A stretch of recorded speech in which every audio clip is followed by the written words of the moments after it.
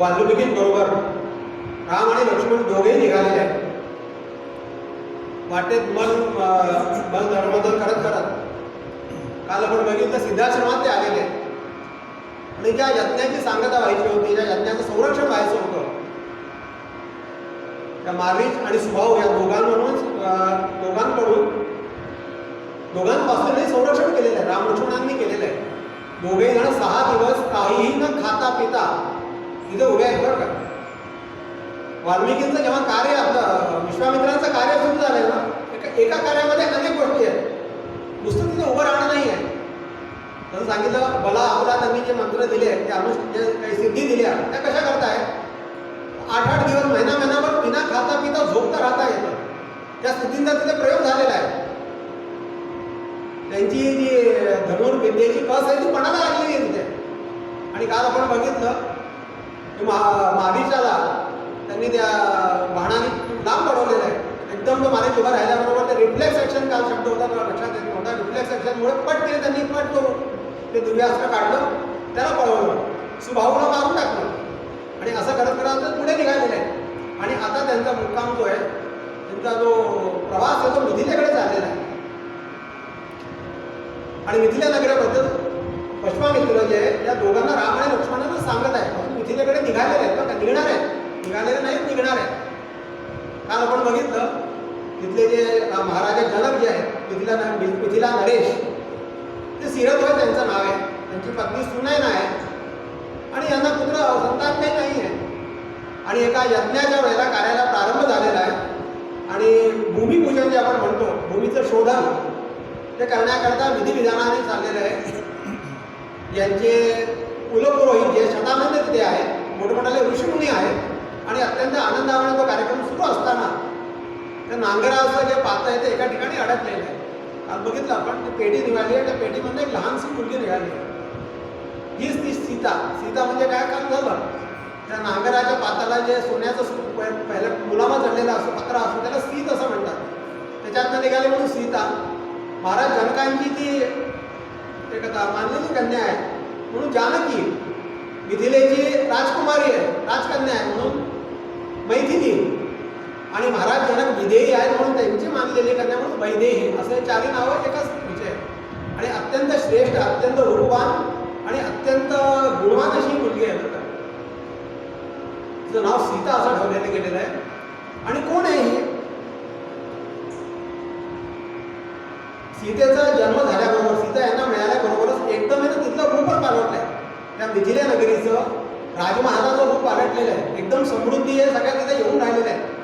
अष्टसिंधी दासीपरी नांदताली ज्याच्या घरी, असं दासगुण महाराज एका ठिकाणी वर्णन करतात. आपोआप सगळ्यात अष्टसिद्धी दासी वगैरे म्हणून येऊन राहिल्या. कशा करता येतात आहे, त्याचं कारण असं आहे की परात्पर परब्रह्माची ही आदिशक्तीच आहे, दुसरी कुठे नाही आहे. आणि अबोधिम समृद्धीमय गृहात असं आपण श्रीसुक्तामध्ये म्हणतो. समृद्धी बरोबर म्हणजे आता तो काळ आपला येणार आहे, 2-4 दिवसानंतर आपल्याला नवरात्र सुरू होणार आहे. हा कशाचा काळ आहे, समृद्धीच्या आराधनेचा काळ आहे. समृद्धी म्हणजे काय, समृद्धी म्हणजे सुखसौख्यता आहेच, त्याच्याबरोबर एक मानसिक आनंद आहे, मानसिक शांतता आहे, नीतिमूल्यांची जोपासना आहे. नुसता पैसा आणि नुसतं आल्यानं समृद्धी होत नाही. सगळं काही आहे त्यात. सरस्वतीचे स्थान आहे, लक्ष्मीचे स्थान आहे आणि शक्तीचे स्थान आहे, आदिशक्तीचे स्थान आहे. असं तिघं मिळून जेव्हा समृद्धी नांदते ते एकदम त्या ह्याच्यात पालट झालेलं आहे सगळं. आणि फार सुंदर वर्णन आलेलं आहे. त्या आदिशक्तीचं वर्णन असं आलेलं आहे. कोण आहे ही सीता, म्हणजे कोण आहे, असामान्य मुलगी आहे. कोण आहे, उद्भवस्थिती संहारकारिणी असं म्हटलेलं आहे. क्लेशहारिणी, उद्भवस्थिती संहारकारिणी, क्लेशहारिणी, सर्व श्रेयस्करी सीता नतोहम राम वल्लभा असं उत्तर राहिलं आहे. सगळ्या दृष्टीने ज्याला म्हणतात ना उच्चावस्थेत सगळं आहे, सगळं चांगलं चांगलं चांगलं आहे, अशी ती सीता आहे. समर्थांनी अनेक ठिकाणी वर्णन केलंय, जगन्माता, जगदीश्वरी, जगज्योती, जगदाधारी असं म्हणतं समर्थ एका ठिकाणी. असं ती सर्व शक्ती, आदिशक्ती तिथे आल्यानंतर एकदम आनंदी आनंद झालेला आहे आणि सगळं सगळं सगळं पलटलेलं आहे, एकदम सुखसमृद्धी सुरू झालेली आहे. समर्थ म्हणतात जिच्या वैभवाचे लोक हरिहर ब्रह्मादिक, ज्या आदिशक्तीच्याच ब्रह्माचे लोक आहे सगळे लोक, हरिहर ब्रह्मादिक जे आहेत ते तिच्या वैभवाचे लोक आहेत. यांना सगळ्यांना म्हणजे उत्पन्न करणारी सुद्धा तीच आहे, अशी ती आदिशक्ती आहे. असो, जनकाला ही मिळाल्यामुळे अतिशय आनंद झालेला आहे आणि ती अतिशय प्रिय आहे त्यांची. एक त्यांना आणखीन औरस कन्या आहे उर्मिला, ती पण चांगली आहे, पण विशेष प्रेम या स्थितीवर त्यांचं आहे. आणि आता काय होतं, एकदा काय झालंय, कशी घटना घडते. महाराज जनकांच्या राजमहालामध्ये एक पूर्वीपार एक अशी प्रथा आली, पूर्वापार एक वस्तू ठेवलेली आहे. कुठली वस्तू होती, ते एक धनुष्य ठेवलेलं आहे. मोठं धनुष्य आहे, ते वजनदार धनुष्य आहे आणि त्याच्यामध्ये परंपरेने त्या धनुष्याची पूजा आलेली आहे. त्या धनुष्याचं नाव आहे, त्याचं नामकरण पिनाक म्हणून म्हटलेलं आहे. आपण म्हणतो पिनाक पाणी. पिनाक पाणी म्हणजे काय, भगवान शंकराचं नाव आहे ते. पिनाक पाणी म्हणजे काय, पाणी म्हणजे हात. ज्यांच्या हातामध्ये पिनाक धनुष्य आहे ते शंकर, भगवान शंकर. त्या भगवान महादेवांनी या पिनाक धनुष्याच्या जोरावरती, बळावरती आणि राक्षसांचा नाश केलेला आहे. राक्षसाचं नाव आहे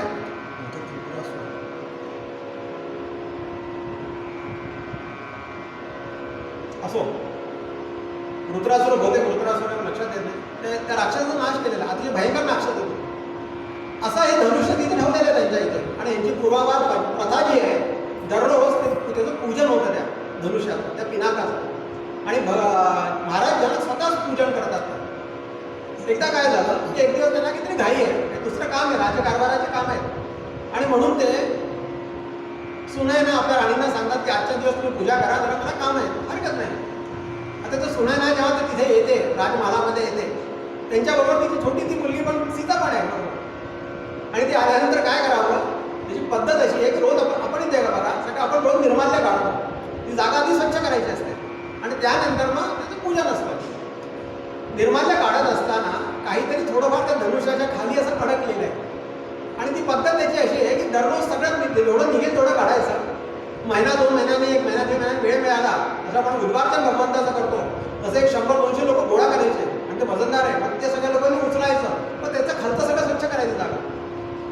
जेव्हा सीता ते निर्माल्य काढत असताना तिला एकदम मनात शंका येते की खाली दबलेलं आहे, पण काढलं पाहिजे खालचं. म्हणून ती काय करते, तिला असं उचलते, बाजूला करते, निर्माल्य स्वच्छ करते जागा आणि ठेवून देते. आणि हे काय होतं, संध्याकाळी जेव्हा महाराज जनक परत येतात ते म्हणतात एवढी जागा स्वच्छ कशी काय, आज कशी काय केली. सुनयना विचार, सुनयना कुणी काय केलं, कसं काय एवढं स्वच्छ झालं. तेव्हा ती सांगते महाराज सीतेने हा धनुष्य उचलला आणि स्वच्छ केलं म्हणून ती सांगते. आणि महाराज दशरथांना एकदम मोठं आश्चर्य होतं. महाराज जनकांना मोठं आश्चर्य होतं, ते अचंबित होतात. काय म्हणतेस तू, या एवढ्याशा मुलीने एवढा मोठा पिनाक धनुष्य उचललं. ती म्हणते हो महाराज खरं आहे, खोटं कसं सांगू, खरं आहे. त्यावेळेला ते म्हणतात सुनयना मला असं वाटतंय या सीतेच्या रूपानं आपल्याला आपल्या घरामध्ये एका मोठ्या देवतेचा वास आहे. आणि ही साधारण नाही का काही स्त्री, ही मुलगी साधारण नाही आहे. आपल्या कृपेमुळे, भगवंताच्या कृपेमुळे आणि आपल्या काय म्हणतात पूर्व पुण्याने आपल्याला ही लाभलेली आहे.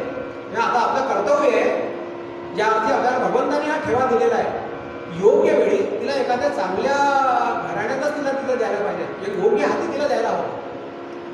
आणि मला असं वाटतं की ज्या अर्थी हिने एकटीने उचललेला आहे, तर मी तर मला असं मन माझं होत आहे, मला मी प्रतिज्ञा करतो की जो कोणी पुरुषोत्तम नरेश, त्या पुरुषोत्तम नर म्हणा, या धनुष्याला प्रत्यंचा चढवेल.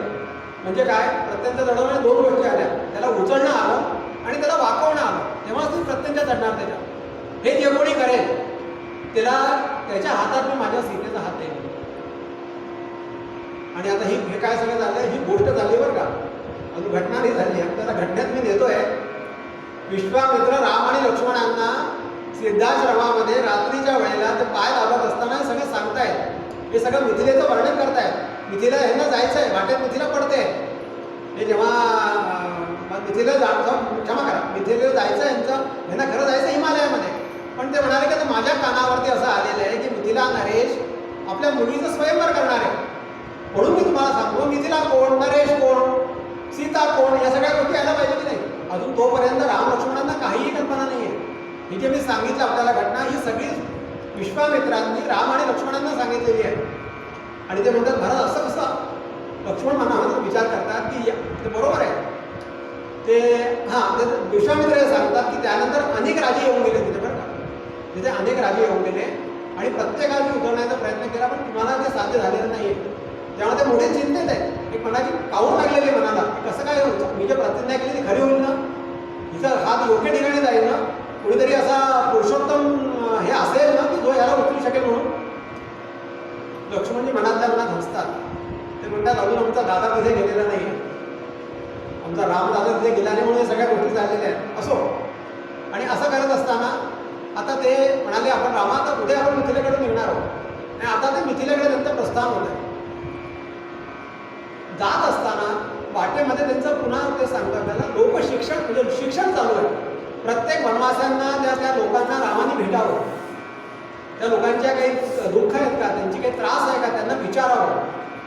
आणि असं करत त्या लोकांना मिसळत चालले. त्या लोकांना त्यांच्यामध्ये रामराय मिसळत चालले. आपल्या प्रजेमध्ये, प्रजेच्या खालच्या स्तराच्या लोकांवरती सगळ्यांमध्ये रामराय मिसळत चाललेले. विश्वामित्र जेव्हा त्यांना नेतात त्यांना अनेक गोष्टींचं त्यांनी हे केलेलं बरं का. आपल्याला छोटंसं उदाहरण सांगतो. सिद्धार्थ चक्रामध्ये जेव्हा मारीच आणि सुबाहूचा नाश होतो त्याच्यापूर्वी त्यांनी अनेक दिव्यास्त्र दिलेली आहे. कारण मी सांगितलं 54 प्रकारचे दिव्यास्त्र आहेत आणि ही दिव्यास्त्र आजपर्यंत कुणाजवळही नाहीत, कुणालाही यांनी दिलेली नाहीत. त्यांनी भगवान शंकरा महादेवांना प्रसन्न करून घेतलेली आहेत. ती सगळीच्या सगळी दिव्यास्त्र विश्वामित्र महामुनी राम आणि लक्ष्मणांना देत आहेत. एक थोडक्यात आपल्याला सांगतो कोणकोणते अस्त्र आहेत ते सांगतो बरं का. त्याचं वर्णन आलेलं आहे. दंडचक्र म्हणून एक अस्त्र आहे, धर्मचक्र, विष्णूचक्र, इंद्रचक्र, कालचक्र. कालचक्र म्हणजे ग्वालेरचं नव्हे, कालचक्र आहे, अस्त्र आहे. वज्र, ऐशिक, ब्रह्मशिरस, यमपाश, धर्मपाश, कालपाश, गंधर्वास्त्र, मोहनास्त्र, सूर्यास्त्र, सोमास्त्र, नारायणास्त्र, ब्रह्माणास्त्र, ब्रह्मास्त्र, असे अनेक अनेक अनेक त्यांनी त्या काय म्हणतात त्याला अस्त्रांचा, दिव्यास्त्रांचा, यांची दीक्षा, यांचं अनुष्ठान, त्यांचं द्यायचे सगळे यांना दिलेली आहे आणि यांना समृद्ध केलेलं आहे. दुसरा गमत आणखीन सांगतो.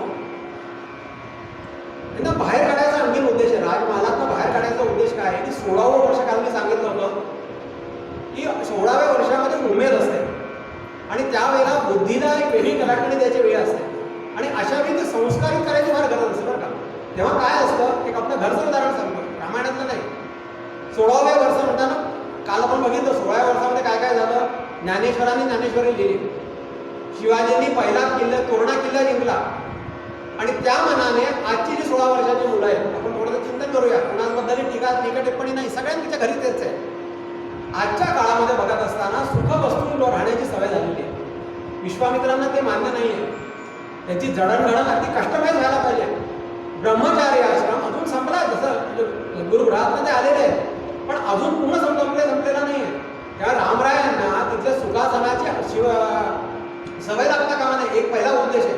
आणि काही गोष्टी ज्या या सुखासनामध्ये बसून किंवा सुखावस्थेत मिळतच नाही. आधी कष्ट मग फळ, कष्ट नाही ते निर्फळ. घरातल्या घरात बसून लोणाला टेकून आणखी टीव्हीचा जर रिमोट आमच्या हातात मुलांच्या हातामध्ये असेल आणि मुलं जर टीव्ही बघूनच जेवणार असतील आणि झोपता झोपता टीव्ही बघूनच झोपणार असतील तर त्याचे परिणाम जे आम्हाला बघायला मिळतात ते कारण आहे. पूर्वीच्या काळी आमच्या घरामध्ये जी कुटुंब व्यवस्था आहे, एक आपल्याला आणखी सुरुवातीला आठवत आहे सांगतो मी. स्वामी चिन्मयानंदांचं एक उदाहरण दिलं होतं. ते फॉरेनला गेलेले असताना तिथे त्या युनिव्हर्सिटीमध्ये त्यांनी सांगितलं की आम्ही रामायण, आमच्याकडे सगळ्यांकडे रामायण आम्ही स्टडी चाललेली आहे. ते कशी काय चाललेली आहे, ते अशी चाललेली आहे की ते आम्हाला आश्चर्य वाटतं की इतकं सगळ्या संस्कृती फेल झालेल्या असताना भारतातली वैदिक सनातन संस्कृती जिवंत कशी आहे अजून. आणि त्याचा मूळ शोधत असताना आम्ही तिथे गेलो. आपल्याला आठवत आहे का कोणाला? सुरुवातीला आपल्या गोष्टी झाल्या अगदी पहिल्या 2 दिवसात झाल्या. ते आम्ही त्याच्या मूळ शोधत आम्हाला लक्षात आलं की कुटुंब नियोजन, कुटुंब व्यवस्था हे त्याचं मूळ आहे. आमची भारतीय याच्यामध्ये आमचं जे घरादाराचं सौख्य हरवलं आहे त्याचं मूळ कारण आहे की आमची कुटुंब व्यवस्था ध्वस्त झालेली आहे. आता आम्ही हम दो हमारे दो मध्ये आम्ही राहिलेलो आहोत. पूर्वीच्या काळी मुलं 8-8, 10 मुलांमध्ये राहत असतात. अनेक कुटुंब आजही आहेत, त्यांना हे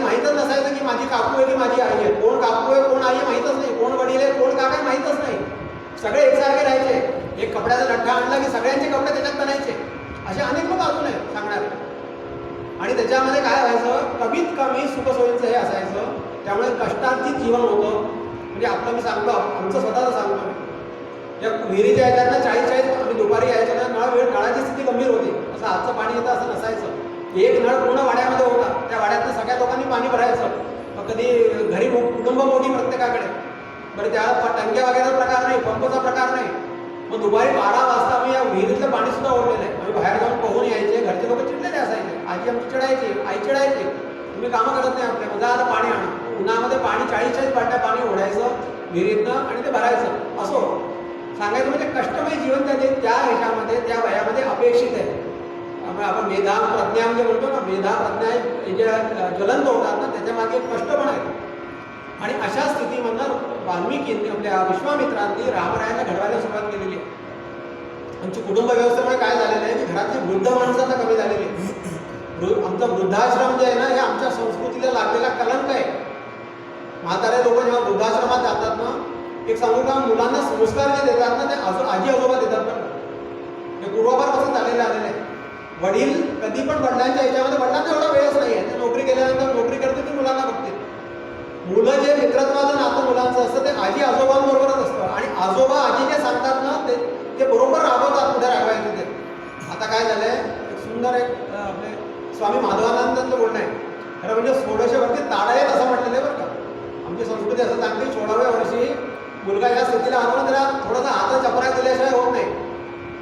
नुसतं प्रेमाने बोलून होत नाही. ते वय असं विचित्र वय असतं ते. 1600 वर्ष ताडा येत असं म्हटलेलं आहे. आता हात लावायचा नाही, मुलांना रागवायचं नाही, शाळेमध्ये मास्तर मारू शकत नाही. पूर्वी कान पिळायचे, मध्ये पेन्सिली बसून दाबायचे, अनेक प्रकार होते. मुलं थरथर कापायची, बेंचवर उभे राहायची. आता मास्तर बेंचवर उभे राहतात, मुलांना बसायलाच खाली करू शकत नाही. लगेच त्याची बोंबाबोंब होते, मास्तरांना पाय धरावे लागतात, त्यांच्या नोकरीवर निघते. असो अनेक गोष्टी आहेत. रागवत नसल्यामुळे काय झालं, स्वामी म्हणतात योग्य वेळी जर मुलांना हात लावला नाही, स्वामींचं वाक्य बरं का, योग्य वयामध्ये मुलांना जर हात लावला नाही ना, तर ते आपल्या वयामध्ये त्या योग्य वेळी बापाच्या कमरेला लाथ लावतात. हात लावला नाही तर लाथ लावतात. मुलं हळूच लाथ लावतात, प्रेमाची लाथ लावतात बापाच्या कमरेला. मग काही करता येत नाही. आपण मारलेलं नाही, प्रेमाने लाडाने वाढवलेलं आहे. म्हणून लाड वगैरे हे जे प्रकार आहेत, ठीक आहे का वयापर्यंत ठीक आहे, पण अपेक्षित नाही आहे. 16व्या वर्षी अपेक्षित नाही आहे. आता ते युवराज झालेले आहेत दोघं जण, आणि त्यांचं आता अतिशय रागवत नाही आहे त्यांना. पण प्रेमाचं म्हणजे असं कुठे सुखाचं हे नाही आहे, जंगलातच झोपतात ते, दगडावर ह्याच्यावर झोपायचं. समर्थांचं उदाहरण सांगतो आपल्याला. समर्थ जेव्हा यात्रेला निघाले, आपल्या ह्याच्याकरता पदभ्रमणात निघाले, समर्थांच्यावर काय होतं, काही नाही आहे. त्यांनी सांगितलंय आकाशाचं पांघरून, आपल्या भूमीचा काय म्हणतात त्याला बिछवना आधी, आणि उशी कोणाची, फार सुंदर वर्णन आहे. प्रभू रामचंद्रांचे पाय, त्यांनी सद्गुरूंचे पाय आपल्या उशीखाली असं मनात कल्पना करावी. प्रभू रामचंद्रांच्या पायाच्या उशीवरती त्यांच्या पायावर उशी ठेवून झोपलेलं, खाली जमिनीवर झोपले. असं अनेक समर्थांनी वर्षो काढले तसे. अतिशय कष्टमय जीवन केलेलं आहे. हे कष्टमय जीवन आता रामचंद्रांचं यांचं सुरू झालेलं आहे. आणखीन सांगतो आपल्याला, आपला विषय चालला होता मुलांचा संगोपनाचा. आमच्या ह्याच्यामध्ये काय, भारतीय संस्कृतीमध्ये कथा येतात बरं का, कथा. यांनी अनेक कथा सांगितलेल्या आहेत. नुसतं अस्त्र दिली असं नाही आहे. रात्र झाल्यानंतर काय करावं, जेव्हा झोपेची वेळ आहे ना, तेव्हा कंदमूळ खाल्ली आहे, आता विश्रांतीची वेळ आहे, दिवसभर थकलेले आहेत दोघं जण, तिघे थकलेले आहेत, पायी भरपूर प्रवास आहे, आणि ते भिजलेले असताना त्यांनी निरनिराळ्या कथा सांगाव्या. आपल्या पूर्वजांची कथा सांगावी. आपल्या सूर्यवंश, आपला वंश, या वंशाचे अनेक लोकांना हे कसे होते, आमचे हरिश्चंद्र कसे होते, आणखीन राजे होते, हे कसे होते, भगीरथनी कशी गंगा आणली, हे सगळे अनेक कथा सांगाव्या. आणि त्यांच्यावर मनामध्ये ते मनात संस्कार करावे. मन हे संस्कारित होत असतं त्याने. आज आमच्याकडे सुद्धा तुम्ही बघा, अनेक सत्पुरुष झालेले आहेत, अनेक मोठमोठे लोक झालेले आहेत. जिजामातांनी शिवाजींना सुद्धा जेव्हा त्यांनी पहिल्यांदा 16व्या वर्षी जो आपल्या महादेवाला अभिषेक केला, करंगळी केली आणि त्याचा रक्त वाहून अभिषेक केला की स्वराज्य स्थापन करेल म्हणून, तोपर्यंत चैन बसला, चैन घेणार नाही. हे कुठून झालं? अनेक रामरायांच्या, भगवान श्रीकृष्णांच्या कथा जिजामातांनी, दादाजी कोंडदेवांनी यांना सांगितलेलं आहे. शिवाजी महाराजांना त्यांना संस्कारित केलेलं आहे. अनेक महापुरुष, अनेक सत्पुरुष होऊन गेले आहेत. आपल्याला सांगतो, पंजाबमध्ये मी होतो, गुरु गोविंद सिंगांचं जर आपण गोष्ट ऐकली ना, तर आपण हे आजोबा धर्माकरता वारले, गेले, आता प्राण दिला, वडिलांनी प्राण दिला, यांनी प्राण दिला, 4 पुत्र प्राण देतात आपले. 8-8, 10-10 लोक 10-20-25 वर्षाच्या काळामध्ये एका ध्येयाला धरून आपलं जीवन समर्पण करतायत. काय त्यांचं उच्च ध्येय असेल, काय त्यांची विचारसरणी असेल, ही सगळी विचारसरणी विश्वामित्र यांच्या याच्यावर त्यांना काय म्हणतात संस्कारित करीत आहे. आणि गमती सांगतो आपल्याला, जेव्हा रात्रीची वेळ आहे ना, ही वेळ अतिशय योग्य अशी वेळ आहे. मला सुद्धा थोडासा अनुभव आहे. महाराजांकडनं आम्ही लहानपणी गोष्ट ऐकायचो, त्यांना हट्ट करायचो, महाराज गोष्ट सांगा, गोष्ट सांगा. झोपायच्या जेवण झालेलं असायचं आणि आता झोपेचा काळ आहे, मग महाराजांनी गोष्ट सांगावी. मग ते जेव्हा पाहायला की उशीर झाला आहे, मग त्यांनी समर्थांची छोटीशी विंचवाची गोष्ट सांगावी. मग आम्ही म्हणायचं ही नाही, सारखी ही नाही, दुसरी गोष्ट सांगा. ती नाही, आता वेळ होऊन जाईल, 12 साडेदहा झाले, 10 वाजले, असं महाराजांनी करावं. आणि त्या गोष्टींचा एक विशेष परिणाम होतो, मनावरती अतिशय परिणाम होतो. थोडं विषय वाढतो तरी सांगतो. पूर्वीच्या काळी असं आमचे रघुभैया दशपत्री जे होते, महाराजांचे परमसेवक होते, ते सांगायचे की राजांकडे सुद्धा मोठ्या मोठ्या महाराजांकडे गोष्ट सांगणारा मनुष्य असायचं बरं का. ऐका, रात्रीच्या वेळी ते महाराज झोपलेले, आपल्या अंतपुरात झोपलेले, बाहेर समोर मोठा पडदा लागलेला आहे आणि त्यानंतर तो बाहेर जो कथा गोष्टी सांगणार आहे त्यांनी आपल्या घेऊन यायचं, रोज कोणती गोष्ट सांगणार नाही. तो आपल्या काही पुस्तकं कागदपत्र घेऊन यायचं असेल आणि ते आणल्यानंतर आणि त्यांनी काय करावं, मग त्यांनी इथून गोष्ट सांगायची आणि राजा राणी आतमध्ये झोपलेले, मध्ये पडदा आहे, त्यांनी हुम करायचं आणि ह्यांनी केव्हापर्यंत गोष्ट सांगायची, जोपर्यंत त्यांचा हुंकार थांबत नाही तोपर्यंत. त्यांचा हुंकार त्यांनी बघितलं, हुंकार थांबला, पुन्हा म्हणा महाराज असं हुआ, असं झालं, काही रिस्पॉन्स नाही. त्यांनी आपले कागदपत्र गोळा केली, सुट्टी दिली. त्याची सुट्टी तेव्हा त्यांना झोप लागली त्याची सुट्टी. गोष्ट सांगण्याची फार जुनी हे आहे. आता हे टी व्हीमुळे काय झालं, सगळं संपलं, ती संस्कृती संपली आमची. आणि रात्रीच्या वेळेला जेव्हा आम्ही आमचं हे जे अंतर्मन असतं ना, हे जागृत असतं. आता आपण बहिर्मनाने ऐकतोय बरं का, या सगळ्या गोष्टी बहिर्मनाने ऐकतोय.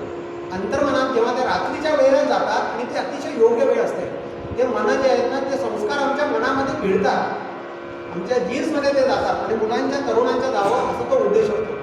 अनेक त्यांनी गोष्ट सांगायला सुरुवात केलेली आहे आणि आता ते असं करत असं पुढे चाललेले आहे.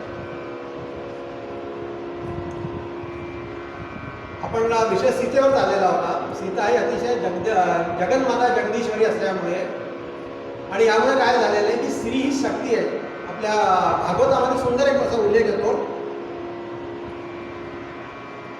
देवी मायाम तू श्री कामा, असं सांगितले. देवी मायाम तू श्री कामा.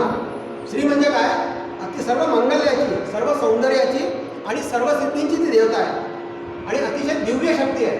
त्यामुळे ही शक्ती जो धारण करतो, परमात्मा शक्तिमान आहे म्हणजे कुठून शक्तिमान आहे, स्त्रींच्या म्हणजे सीतापती असल्यामुळे सीतेची जी शक्ती आहे ती यांनी धारण केल्यामुळे शक्तिमान झाले.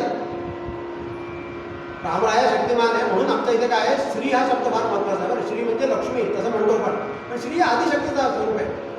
आणि म्हणून श्रीकृष्ण, श्रीराम, सीताराम हे आमच्याकडे म्हणायची पद्धत आहे. त्याच्यामध्ये अशी वृंदावनला एक अशी म्हण आहे की बिन राधा कृष्ण आधा. राधेच्या बिना कृष्णाला काही किंमतच नाही. आणि म्हणून आपण बघायचं बरसाने वगैरे ठिकाणी राधा चालतं, कृष्ण चालतच नाही. शक्ती राधेतच आहे, कृष्ण फक्त त्याला धारण केलेलं आहे. आणि तसं बघितलं तर राम आणि सीता वेगळे नाही आहेत बरं का. राम आणि सीता हे एकच आहे. शक्ती आणि शक्तिमान हा एकच आहे. कशावरून एक थोडक्यात सांगतो. आपण बघा पंचायत आहे, रामाचं पंचायत. रामाच्या पंचायतांमध्ये कोण कोण आहे, रामराय आहे, सीतामाता आहे, भरत आहे, आपल्या लक्ष्मण आहे, नदी तिघ झाले, भरत आहे, शत्रुघ्न आहे, किती झाले, 5 झाले आणि मारुतीराय 6 झाले. पंचायतन कसं झालं, षष्टायतन म्हणायला पाहिजे. पंचायतन कसं झालं, रामाच्या अंकावरती जानकी माता बसलेल्या आहेत आणि त्यामुळे राम आणि सीता हे एकच आहेत, हे वेगळे नाही आहेत. राम सीता 1, लक्ष्मण 2, भरत शत्रुघ्न 3, 4 आणि मारुतीराय 5, असं हे पंचायत. 6 लोक आहेत पण दिसताना 6 आहेत पण ते दोघं एकच आहे. राम आणि सीता हे एकच आहेत. असो, आपला विषय चालला होता. तर ते निर्माल्य काढल्यामुळे त्यांनी ठरवलं की आता हा जो आहे ही सीता मी यांना देणार आहे, असं ते रामरायाला ते दोघं सांगतात आहेत. आणि आता त्यांचा प्रवास सुरू झालेला आहे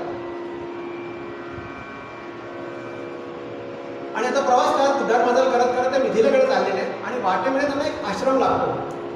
राम ते थांबतात तिथे आणि विश्वामित्र त्यांना सांगतायत की रामा हे बघ, तसं लागत नाही. आणि ते एकदम हिरवळ संपून आता एकदम ओसाड अशी जागा सुरू झालेली. आता प्रदेश जो आहे तो ओसाड आहे, आता हिरवळ नाही त्या प्रदेशात. आणि असं असताना लक्ष्मणजी त्यांना विचारतात की गुरुदेव आतापर्यंत सगळं हिरवं हिरवं होतं. आपण जे मागून फिरत आलो ते अगदी हिरवळ होतं सगळ्यातून. घनदाट राई होती, वृक्षांची राहे होती. आणि आता हा प्रसिद्ध असा ओसाड काय? तेव्हा ते म्हणतात रामा ऐका तुम्हाला सांगतो. या इथे पूर्वी आहे ना एक आपल्या देशातले आपल्या राज्यातले अतिशय मोठे एक ऋषी होते. कोण ऋषी होते ते? त्यांचं नाव होतं गौतम ऋषी होते. आणि अतिशय तेजस्वी, अतिशय तपस्वी आणि आपल्याला सांगतो बुद्धिमान होते बरं, अतिशय बुद्धिमान. त्यांचं विशेषतः अतिशय बुद्धिमान येते. आणि न्यायशास्त्र आणि तर्कशास्त्र यांचे ते ज्ञाते, त्यांचे प्रणेते आहेत ते. अशा एक दिव्य विभूती आहे. आणि ती दिव्य विभूती या आश्रमामध्ये सुंदर होता, हिरवा गार टंच होता. सगळं सुख समृद्धी ज्याला म्हणतात ना, निसर्गाचा वरदान असलेला आश्रम होता. आणि या आश्रमामध्ये जर राहत असताना तर आपले त्यांची कार्य चालू असायची. त्यांना अजिबात वेळ नसायचा. एवढे मोठे ते शास्त्राचे ज्ञाते होते, एवढे मोठे ज्ञानी होते, त्यांना अजिबात आपल्या देहाकडे बघायला पण वेळ मिळायचा नाही. आपण बघा कशा कशा कथा आल्यात बघा. आणि अशामुळे काय झालं, मग ब्रह्मदेवाने काय केलं, हे बघितले हा ऋषी तर ऋषी तर भयंकरच आहे, तपस्वी आहे, ज्ञानी आहे, सगळं काही आहे. आणि यांना आपल्या देहाकडे स्वतःकडे बघायला वेळच नाही आहे. यांचा संसार कसा व्हायचा, यांना खाऊ पिकून घालायचं कसं व्हायचं. मग ब्रह्मदेवाने काय करावं, ब्रह्मदेवाने एक कन्या यांच्याकरता निर्माण केली बरं, असा उल्लेख आहे वाल्मिकी रामायणात. यांच्याकरता निर्माणच केली स्पेशली, काय म्हणतात मेड करा म्हणजे मॅन्युफॅक्चर्ड फॉर असं म्हणायला हरकत नाही. गौतम ऋषी करता तयार केली आणि तिचं नाव ठेवलं अहिल्या. त्या अहिल्याला यांनी गौतम ऋषींना स्वाधीन केलं. त्यामुळे गौतमा तुला वेळ नाही आहे, पण असं की तुझं सगळं संसार कार्य चालायला पाहिजे, माझी पण जबाबदारी आहे. तू आता हिच्याशी विवाह कर. आणि विवाह केल्यानंतर मग त्यांचा गृहस्थाश्रम सुरू झाला. अहिल्याने संपूर्णपणे काळजी घ्यावी. त्यांची ब्रह्मदेवांची जी अपेक्षा आहे, त्यांचा दुसरा जो गृहस्थाश्रम आहे त्यातल्या ज्या गरजा आहे, रोजच्या नित्याच्या गरजा आहेत, त्या सगळे संपूर्ण यांनी पूर्ण कराव्या. स्वयंपाक पाणी म्हणा, आणखी इतर गोष्टी म्हणा. आणि अशा दोघे पती पत्नी अतिशय आनंदात तिथे राहू लागले बरं का. यांना एक पुत्र पण झालं. ते पुत्र पण तेजस्वी मोठे होते. त्यांचं नाव आपल्यामध्ये झालेलं आहे. ते मिथिला नरेशचे कुलगुरू आहेत. त्यांचं नाव आहे शतानंद. हे यांचे पुत्र आहेत. आणि असं असताना शतानंद पुढे मिथिलेला गेले. आणि एक दिवस काय झालं, एक दिवस असं होतं की गौतम मुनी आपल्या कार्यास्तव बाहेर गेलेले आहेत. घरामध्ये एकटी अहिल्या आहे. आणि अहिल्या असताना काय झालं, इंद्र तिथे आला. आणि इंद्र आल्यानंतर इंद्राने त्या अहिल्याला पाहिलं. इंद्र त्या अहिल्याच्या सौंदर्यास अतिशय सौंदर्यवती आहे. ब्रह्मदेवाने स्पेशली प्रमाण केलेली आहे. अतिशय सौंदर्यवती आहे. इंद्र ते बघतो आणि इंद्राचं मन जे आहे ते लालायत होतं. मन त्याचं परडू लागतं. आता गंमत इथे ना या गोष्ट सांगत असताना लक्ष्मणजी एकदम खवळतात. काय म्हणतात, त्या इंद्राला एवढी अक्कल नाही आहे, एवढं कळत आहे का? इंद्र हा पुण्यात्माच आहे. इंद्राच्या जागेवर बसलाय म्हणजे काहीतरी असल्याशिवाय बसणार नाही तो. तुम्ही आम्ही बसू शकत नाही. तो पुण्यात्मा आहे. पण सतत सुखासीन राहिल्यामुळे काय होतं, पुन्हा तो प्रश्न आला. आपण कष्टमय जीवन चाललेलं आहे. सुखासीन राहिल्यामुळे काय होतं, मनावर त्याचा परिणाम होतो आणि मन आपल्या ताब्यात राहत नाही. मन पुढे भरकटतं. हे पाहिल्याबरोबर रंभा आणि अप्सरेमध्ये राहणारा इंद्र आहे. पण ह्या लावण्यामध्ये आपल्या गौतमी अहिल्याचा त्याने बघतात. इंद्र बघतो आणि इंद्राचं मन परडतं. आता इथं दुसरा एक गमत असा येतो की वाल्मिकी रामायण असं सांगतं. आणि तो इंद्रियचं काय म्हणतात, त्याला जे व्हायला नको ते होतं तिथे. थोडक्यात म्हणजे सांगतो सगळ्यांना लक्षात आलं. आता इथे प्रश्न असा आहे की तरी ते बलात्काराने केलंय का? आपली अशी कल्पना काय आहे की इंद्र मुनीच्या वेशात तिथे आला आहे आणि अहिल्याला माहीत नसताना हे करताना तिने तिच्यावरती अतिप्रयास केलेला आहे, अतिप्रकार केला आहे. वाल्मिकी रामायणातनं हे असं नाही आहे. वाल्मिकी रामायण काय सांगतं, काही वाल्मिकी रामायणात का वाचावं पुष्कळ गोष्टी येतात जे आम्हाला मूळ गोष्टी आहेत ना, तिकडे आम्हाला खऱ्या गोष्टींकडे वाल्मिकी रामायण देतं बरं का. कारण अनेक गोष्टी असताना तुम्ही वाल्मिकी रामायण याकरता वाचावं, तिथे असा उल्लेख नाही आहे. त्याच्यात स्पष्ट असा उल्लेख आहे की नुसतंच इंद्राचं ह्यात संमती नाही आहे, अहिल्याची पण संमती आहे बरं का. अहिल्याच्या संमतीनेच हे सगळं झालेलं आहे. त्यामुळे दुसरा इंद्र दोषी नाही आहे, अहिल्या देखील दोषी आहे याच्यामध्ये. आम्हाला माहित नाही आहे. आम्ही फक्त हे समजतो की इंद्राचा दोष आहे, तसं नाही आहे.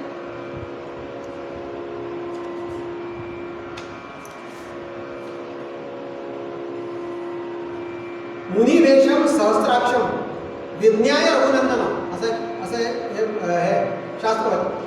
मुनिवेशम सहस्त्राक्षम विज्ञाय रघुनंदन मतीम चकार दुर्मेधा देवराज कुतूहला असं आलेलं आहे. देवराज कुतूहला म्हणजे काय बोलतो झाला.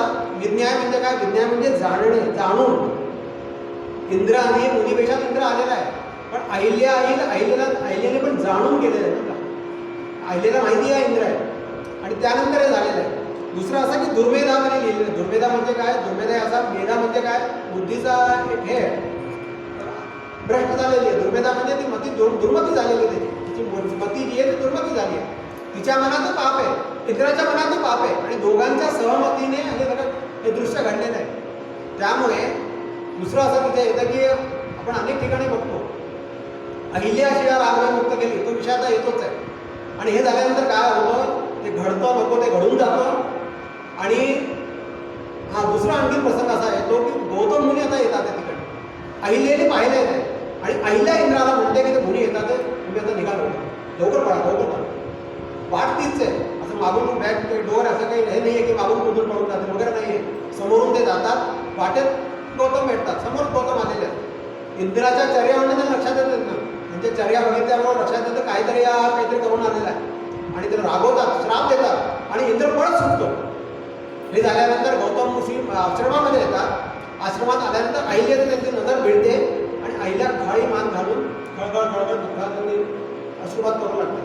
तेव्हा ते पुन्हा प्रविष्ट होतात, तिला शाप देतात की शिला तुला शिलेसारखी होऊन जावं. आता इथे काय आहे, अहिल्या शिला रागवे शाप काय देतात, वातभक्ष्या निराहारा तप्यंतीम भस्मशायिनी अदृश्या सर्वभूतानां आश्रमेस्मिन वसिष्यमी, असं त्यांनी उत्तर दिलं आहे. वसिष्यसी असं त्यांनी श्राप दिलेला आहे.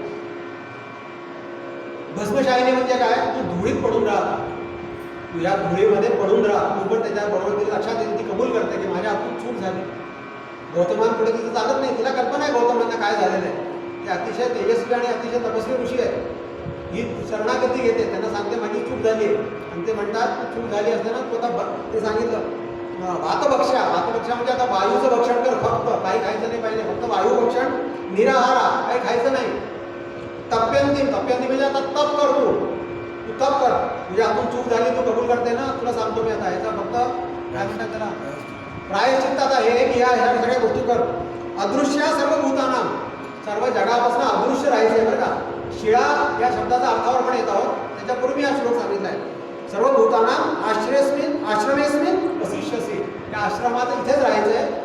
अदृश्य सर्व भूतानां, लोकांच्या नजरेपासून लांब राहायचं आहे तुला. आता लोकांमध्ये मिसळायचं नाही आहे, एका शिळेच्या मागे तुला राहायचं आहे. आणि कसं राहायचं, शिलायाम आश्रमे तिष्ठ, सांगितलं शिलायाम आश्रमे तिष्ठ म्हणजे काय, शिळेसारखं दगडासारखं तिथे पडून राहायचं आहे. आता दगडासारखं पडून राहायचं म्हणजे काय, आपण म्हणतो बघा आम्हाला 2 मुलं आहे बरं का, आमचा मोठा मुलगा अरे काय विचारू नका, फारच आहे आणि धाकटा दगड आहे, गाढव आहे, बैल आहे. आता बैल म्हणजे काय, आता समजा हे जे गोष्टी आहेत, समजा उद्याचं आम्ही याचं काही एखादं ताम्रपत्र झालं आणि जमिनीत पुरलं गेलं आणि 10-20 हजार वर्षानंतर ते काढलं गेलं, लोक म्हणतील अच्छा त्यांचा एक मुलगा बैल होता बरं, त्याला शिंग होती, तो गाढव होता, दगड होता तो. असं नाही, फक्त शब्दांचं अर्थाचं समजून दगड याचा अर्थ शिलाया म्हणजे काय, शिळेप्रमाणे दगडाप्रमाणे तू इथे राहा. म्हणजे आता तू हालचाल करू नको, याचा ते हलू नको, असं नाही आहे. जास्त तुला लोकांमध्ये मिसळता येणार नाही, तू तिथेच राहायचं आहे. आणि तुला सांगतो यथाकालिक, मला आता माझा उद्धार कसा होईल, मला कसं काय होईल तुला सांगतो. तेव्हा तू सांगते म्हणून तुला सांगतो, तुला आता उत्साह सरकार देतो. यथाकाले विष्णू महाराज जे आहेत ते भगवान विष्णू आहे, ते रामावतारामध्ये येणार आहे, ते रामाचा अवतार धारण करणार आहे. ते राम इथे येणार आहे, ते तुझ्याजवळ येतील आणि त्यांना जर तू त्यांचं जर स्वागत करू शकली, त्यांना जर प्रसन्न करू शकली, तर तुझा उद्धार होईल एवढा आला. आणि ती त्यानंतर म्हणतात गौतम ऋषी निघून जातात. गौतम ऋषींबरोबर अनेक शिष्य प्रशिक्षक तिथे आहेत बरं का. शेकडो लोकांचा जो आश्रम आहे ते हे सांगणार आहेत, पण अनेक लोक शिक्षण घेणार आहेत. गौतम ऋषी गेल्यानंतर काय होतं, ते पण जातात. आणि यथाकालामध्ये काय होतं, तो आश्रम सुंदरसा असा आश्रम आता ओसाड झालेला आहे आणि तिथे कोणी नाहीच आहे. ती जी आहे ती फक्त आता काय करते, तिला आता रामाचा ध्यास लागलेला आहे. गौतम ऋषींनी सांगितल्याप्रमाणे तू रामराय येणार आहेत. आता रामराय येणार आहेत, कधी येणार आहेत, सकाळ संध्याकाळ निराहारी आहे, खायचं प्यायचं काही नाही आहे. निराहारी तर भूक तहान विसरलेलीच आहे. आता तिला ध्यास जो लागलेला आहे, तो ध्यास लागलेला आहे, प्रभू रामचंद्रांचा ध्यास लागलेला आहे. सकाळी उठता राम, बसता राम, झोपता राम, सारखं रामराय कधी येतील, कधी माझा उद्धार होईल. आणि आमची भक्तिशास्त्र असं सांगतं, ज्या ठिकाणी आम्ही भगवंताचं नाम घेतो ना, जिथे आमचं नाम सुरू आहे ना, नाम ते आम्ही आमच्या वाणीने घ्यावं असं नाही, आमच्या मनात नाम आहे, आमच्या ध्यानामध्ये नाम आहे, अनुसंधानामध्ये नाम आहे. अनुसंधान हे भक्तिशास्त्राचं रहस्य आहे बरं का. नामानामाने शेवटी काय होतं, नामाने अनुसंधानच मिळतं. स्वस्वरूपानुसंधान भक्तिरीती अभिधीयते म्हणजे काय, स्वरूपाचं स्वतःच्या स्वरूपाचं अनुसंधान हेच भक्तीचं परमोच्च ध्येय आहे. परमोच्च भक्ती हीच आहे.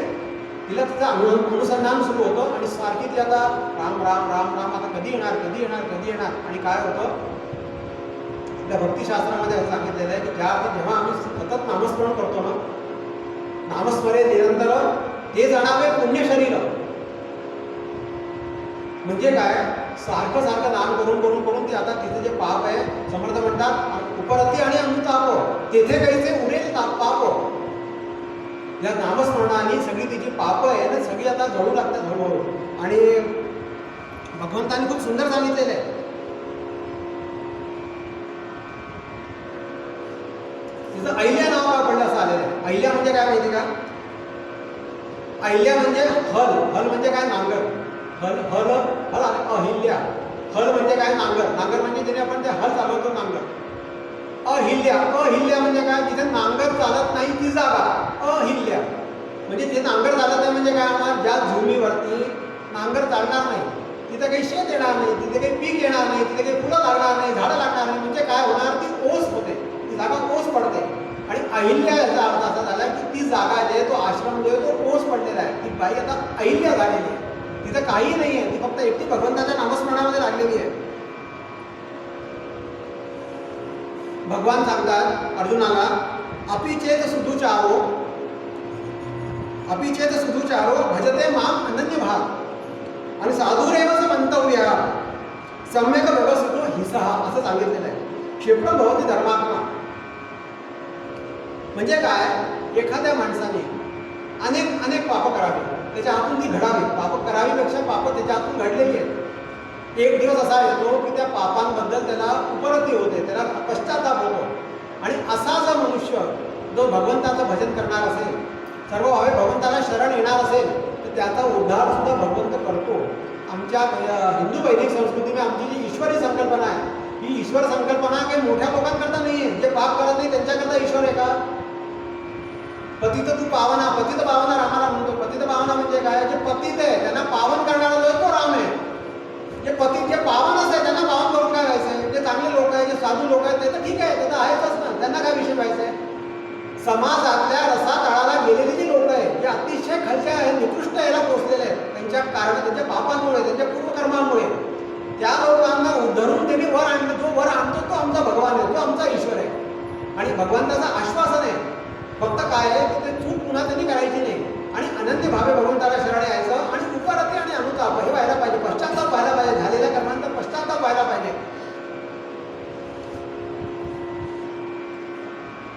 एखादी गवताची मोठी गंजी असावी आणि त्या गंजीमध्ये काही न व्हावं, मोठं ढेर लागलेला आहे गवताचा, कोरड्या गवताचा. एखादी ठिणगी त्यात पडावी आणि ठिणगी पडल्याबरोबर काय व्हावं, क्षणार्धात पूर्ण गवताची जी गंजी आहे ती भस्मसात व्हावी. मोठे मोठे जंगल जळून जातात क्षणार्धात.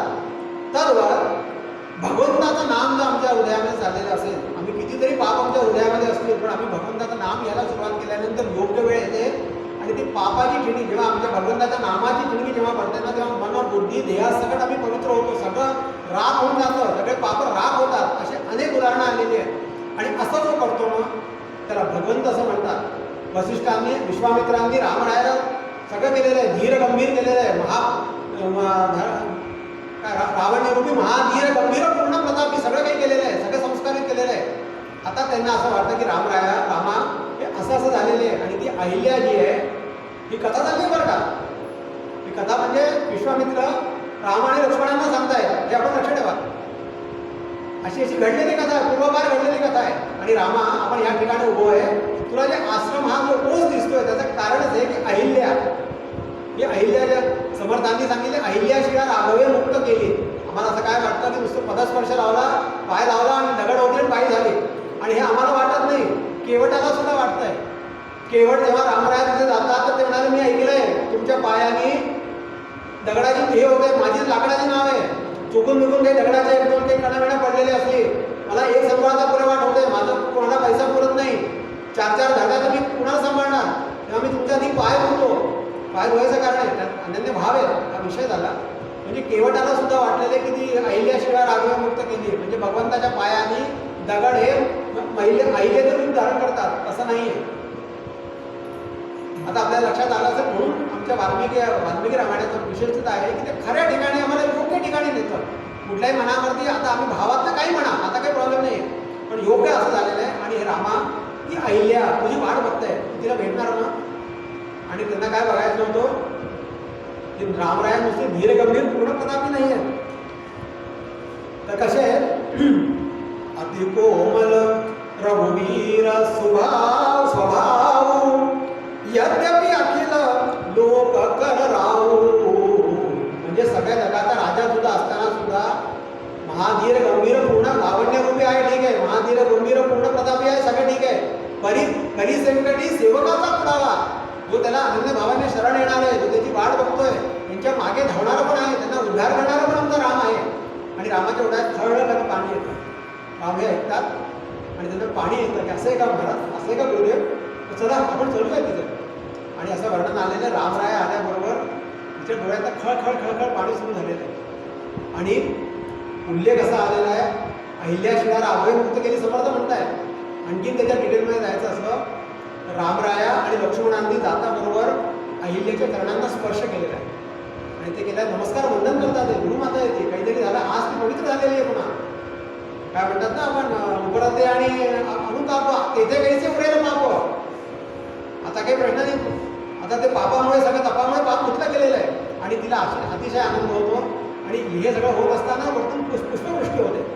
रामा रामा तू धन्य आहेस. आणि गौतम ऋषी तिथे प्रकट होतात, त्यांना सुद्धा अत्यंत आनंद होतो. रामायणाला त्यांनी प्रसन्न करून घेतलेले अहिल्याने, त्यांना कळतं आणि त्या अहिल्याचा दोघंही जण ते पूजन करतात. आणि रामराया सांगतात तेव्हा त्या अहिल्याचा आता त्यांनी स्वीकार केलेला आहे, सगळं पूर्वापार झालेलं आहे. तिथल्या मधल्या त्यांच्या ह्याची दुःखद घटना आहे, ती घटना संपलेली आहे. आणि रामराया आणि यांचं दोघांनी तिथे पूजन केलेलं आहे. आणि असा हा प्रसंग इथे घडतो. आणि यानंतर आता ते पुन्हा झाल्यानंतर आता ते मिथिलेकडे निघणार.